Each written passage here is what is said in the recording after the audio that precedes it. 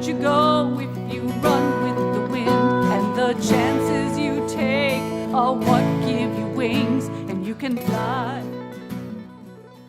It's alive! It's alive! It's alive! It's alive!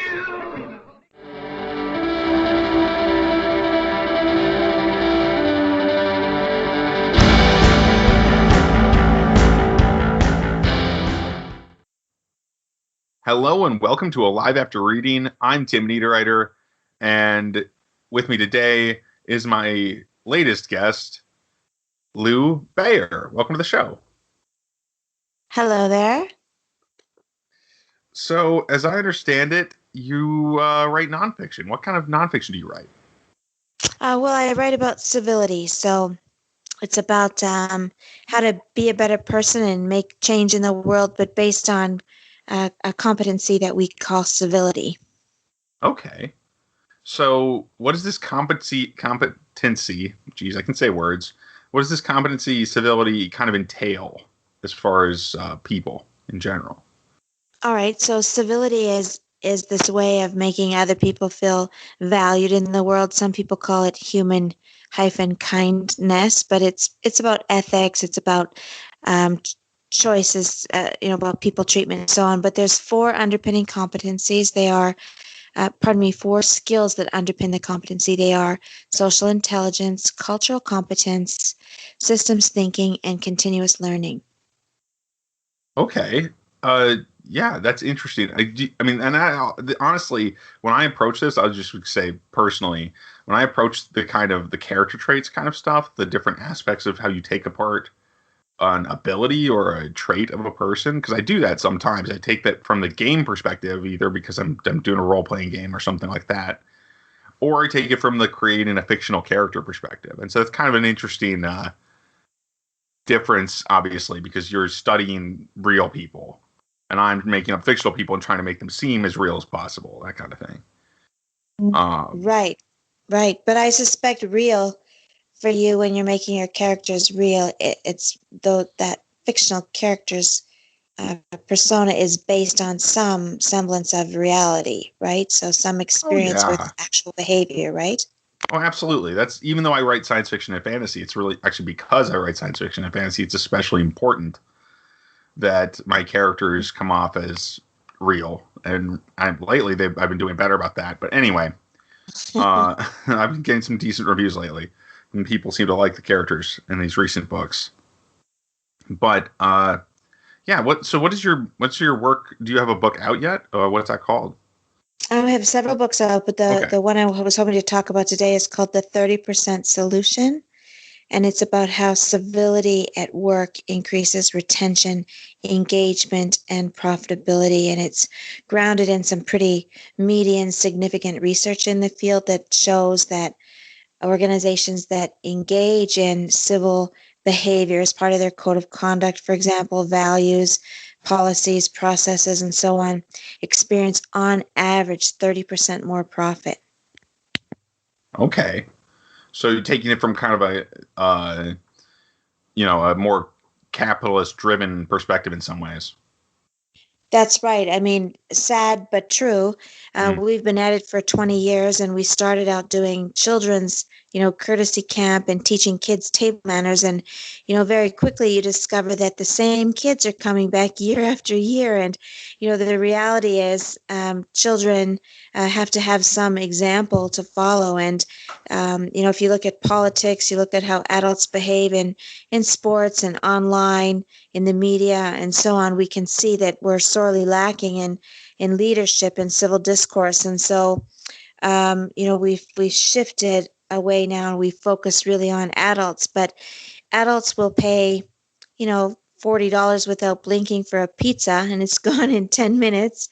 But they seem to hesitate to spend $40 on a book that could potentially change their worldview, or spend $40 on a class that could help them be a better communicator or earn the respect of their peers and so on. So we've had to resort to this research that, really proves the business case that, it pays to be polite, civility is good business, and that there's some a profitable side to it.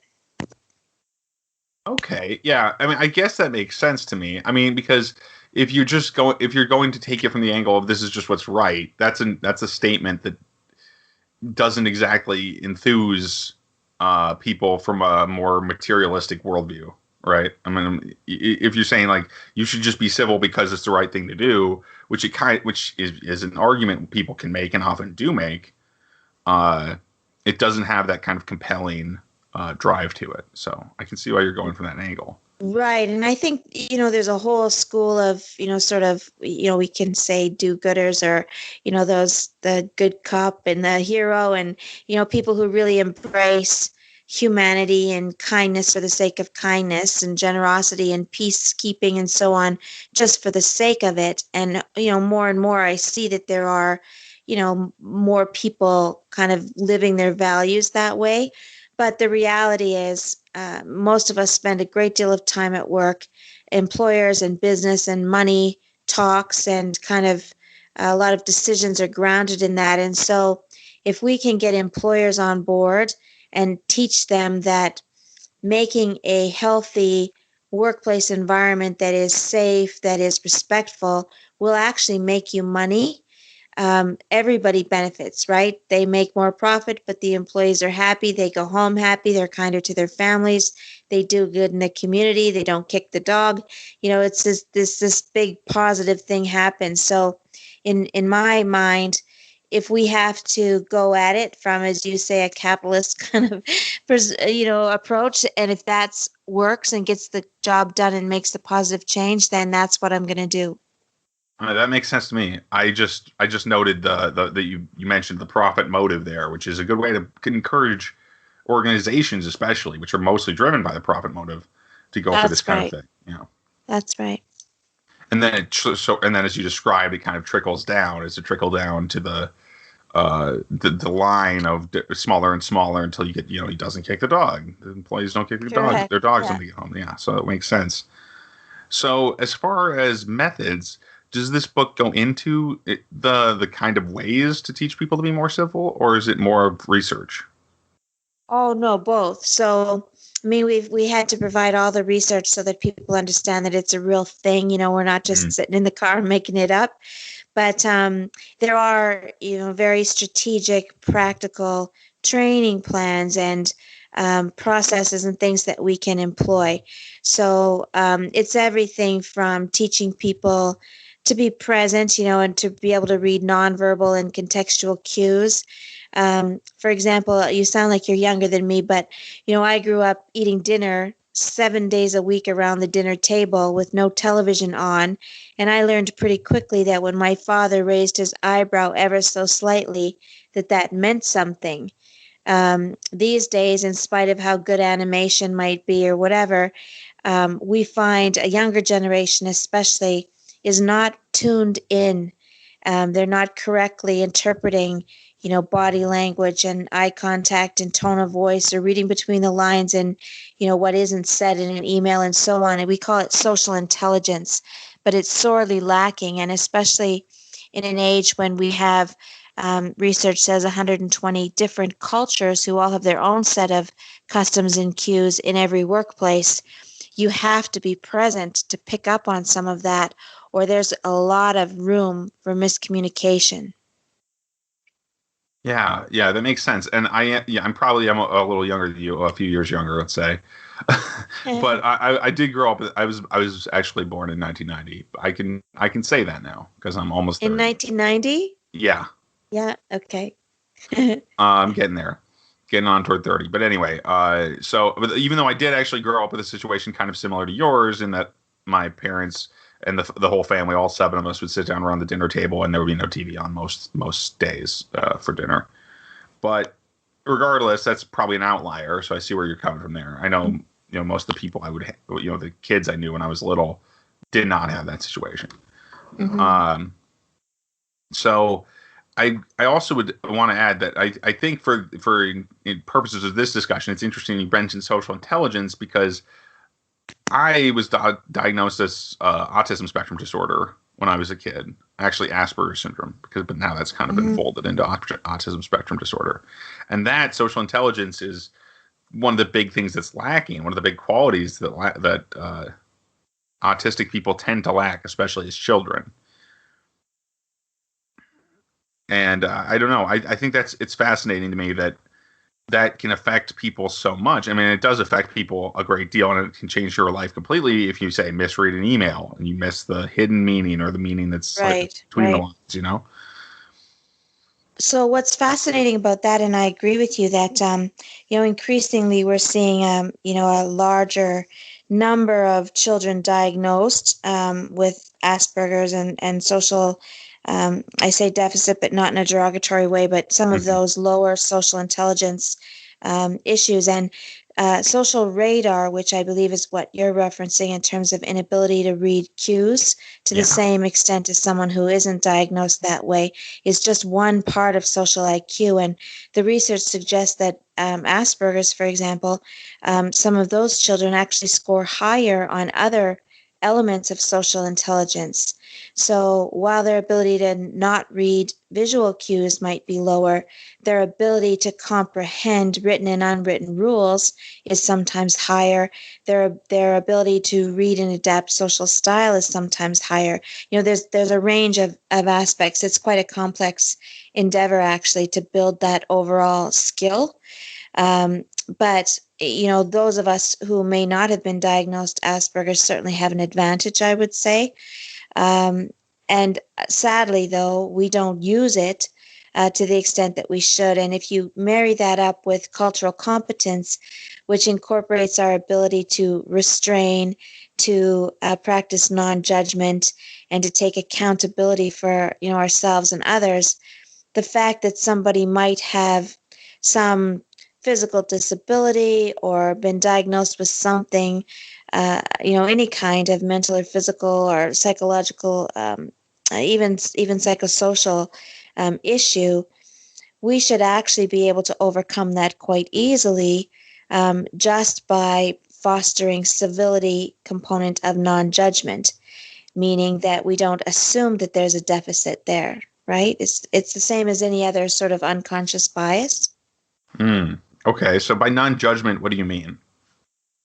I mean that we don't go into scenarios making assumptions about women or gender, or the fact that somebody has been labeled Asperger's doesn't diminish his or her ability. It should not automatically in our mind diminish an ability to do any number of things, right? There's all of these, through the labeling of it, it's just like calling someone a bully, all of these conscious and unconscious bias that ensue and cause all sorts of problems from a civility point of view.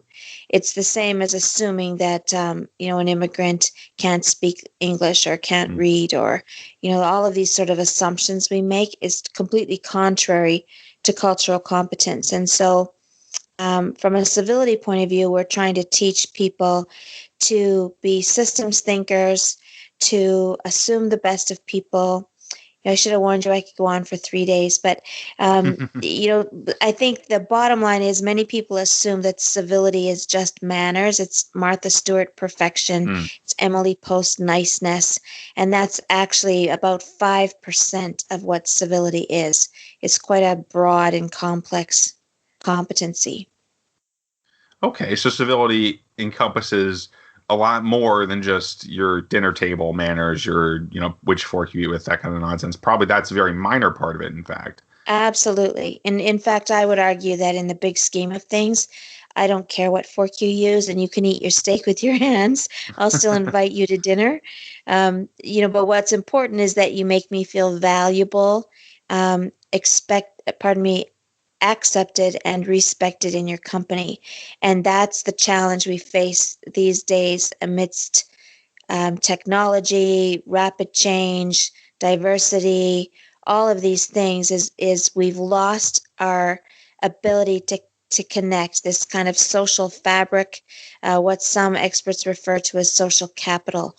We don't value each other just as human beings the same way we used to. Interesting, because I agree that there's definitely an issue there. I mean, we definitely have this issue with values, but what's your research show about people valuing each other more in the past? Is that affected perhaps by technological growth or just the modern age in other ways? Sure. I mean, there's different ways that that we identify and different indicators by which we can make that statement. So, Mm, one, for example, is reliance. 50 years ago, I couldn't just pick up the phone and call somebody to deliver some food because somebody was sick or there's an emergency or the car doesn't go or whatever. I would have to rely on the kindness of a stranger who maybe had to walk 4 miles down the road to get to me, to check on me. I had to rely on people in a different way. mhm. We have a stronger reliance, the research shows, on technology than on individuals, for the most part. And it depends which factor we're looking at. For some emotional needs, of course, the indicators vary. But when we talk about physical and social needs, many people are quite content never actually seeing a person for 3 or 4 days at a time, provided they're not without their devices. That's a very different scenario from 30 years ago. That the very good point. I was curious, but that definitely speaks to me. I especially because I actually kind of live as a not quite a shut-in. I do live in a house with other people, but I don't have much reason to go outside the house because I work from home. Right, Unless I'm right, going somewhere for a particular reason, or just to walk around. I'm not gonna see other people unless I make an attempt to go see them and make some effort. And so right. And that you is way could, different. Yeah. yeah, you could choose whether or not you want to seek them out, but you Hmm. could live quite happily with whatever technology and not engage in direct human contact for quite a lengthy period, right? Oh, I suppose potentially. If I really didn't want the human contact, I could. But I'm kind of an Right, extrovert right. as well. I don't see the I don't. I get very uncomfortable if I'm just in my own head for too long, despite Right, right. being an author and working from home and all this stuff. I spend more time by myself than with other people, but I do really cherish the time I spend with other people. Right. And the word, what you just said there, cherish, this is an element of civility as well, because the opposite of what I've just been discussing is people who actively seek out human contact, but the quality of it is missing. So you say cherish, that suggests to me that there's a quality, there's a quality about those interactions, that it's not just kind of just to be in the room with people, that there's some engagement involved. And we see from the research that the nature of engagement is different. We can have a conversation with someone now face to face without ever looking them in the eye. And that's considered appropriate social interaction in some environments. You don't have to have physical contact as in a handshake, where previously that was considered an element that was required. Those kind of things. So the nature of the interaction has also changed. Well, that makes sense. I know. I mean, and it's for some reason, and I mean, maybe it's a little too personal, but for a long time, I went through life with people just assuming, oh, he's one of these people who doesn't like, he doesn't touch other people. He doesn't like handshakes or hugs or any of that stuff. And I don't know Right. why how I projected that attitude, but I suppose I must have, because for a long time, people I knew pretty well were like, no, we're just gonna, like, they'd shake hands with everyone else and they'd avoid me, kind of thing, and they'd just say, well, you don't Right, want that, do right. you? That kind of thing. Um, and it is kind of strange when people, because in this case they were actually misreading me, I think, but it's one of those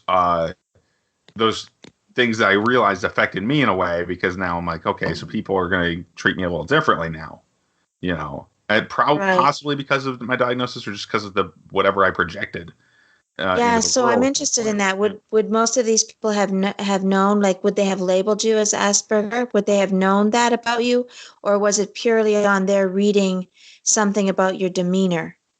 I think it probably was largely demeanor. I mean, this was back when I was an older teenager for the most part, and I was a pretty surly teen. I mean, most teens are Right. unpleasant in their own way. They're I teenagers have have one. hormones, they have issues, Yeah. but I've got to say, I think it might have been something on top of that. And I know, at least in the case, that the most prominent case I was thinking about, I was like, yeah, that was a teacher who probably did know I was on the spectrum. But Right. most people did not necessarily, though I've always been pretty open about it. Right. Right. Interesting. Yeah, anyway, that's so what civility sounds like to me is actually the way you're describing it. It sounds a lot like just how I kind of think of it, what I kind of think of as kindness or generosity, just in general terms. Right. And there's nothing wrong with that assumption. I mean, certainly kindness is part of it, but I would also say that when you really get into learning about civility, you come to understand that sometimes being civil means that you are necessarily perceived as unkind. So sometimes it's that sort of like cruel to be kind, or sometimes there's that's aspects of social justice come into play there, where they might say something like, it's not such a good idea just to drop food on an impoverished community and have them rely on that food, and then when the food goes away, they're left starving. A more civil thing would be to give them the resources and support them growing their own food. Those kind of aspects of civility in terms of a worldview and systems thinking, that comes into play as well. But kindness, of course, that's an undercurrent. Well, that makes sense. It's very much pardon the religious interpretation here, but the Buddhist interpretation of kindness plus wisdom, that's the two things that you need the most. So in wisdoms, you set them free of you by teaching them to grow their own food in that example, rather than just making them dependent on you by giving them food, and that kind of gives you power over them, and that's not exactly the same thing as being outrightly helpful. Right. It's not that was what you say civil, the way in your terms. Thank you. Yeah, that's a perfect example. Yeah. So I think if you had one thing you wanted to impart quickly about your book, what would you say to people if you just want to impart a little something, to hook people, to make them want to see what you've done here?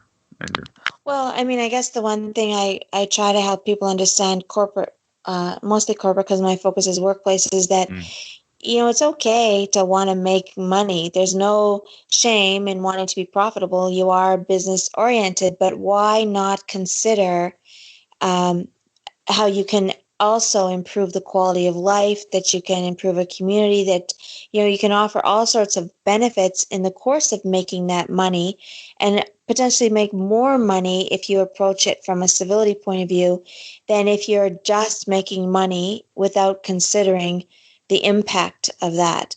So, I mean, it's really a win-win, and I think frequently people just assume that there has to be a people cost when you are profit oriented, and I don't find that that's necessarily true. Yeah, that kind of reminds me of The Prisoner's Dilemma, I think, or I don't know that. I think that's the one where, maybe I'm mistaken, but there's this game kind of thing where there are these two prisoners, and they can either lie about each other or not when they're being questioned, right? Let me see if I can remember this one off the top of my head. I think I do. I've read this one a few times. It's a kind of classic thought experiment where if the prisoners, neither of them tells on each other, they'll both be equally, treated or whatever, and they'll be treated pretty reasonably, let's say.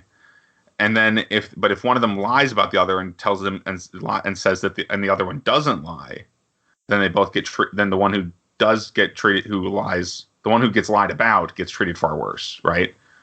And the one but if they both lie, that's the question. Then they're both treated worse, because then neither of the stories are going to agree, right? Oh, I see. Isn't that interesting? And it just reminds me of the real solution is that they should both tell the truth, basically, or they should both tell the same story. So whatever that is, it's obviously, this is a theoretical situation here. Right. And in this little game, if both people do what's best for the other person, they'll end up total better off. It's kind of the same sort of thing. That's a very theoretical, obviously abstract kind of way of thinking about it, though. Right. Anyway, is there anything else you want to add about your book? Because we're running a little low on time now.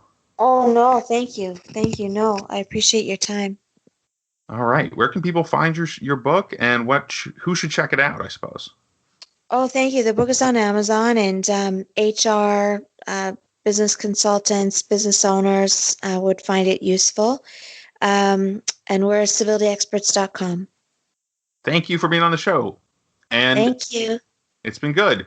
Also, Good. if you want to find more about this podcast, you can go to mentalcellularpublications.com. That's all fiction, not nonfiction. So if you're listening to this show for our stellar guest this week, well, you may not be interested in this stuff, but on the other hand, you may be, because people like stories. I have a feeling. And I also have a new book that's up for pre-order right now. That's called Demon Scroll, and that's the first book in my new epic fantasy series. So check that out on Amazon. You can get it for the pre-order price of 99 cents right now. So check it out, and thanks for listening, everybody. Have a good week. The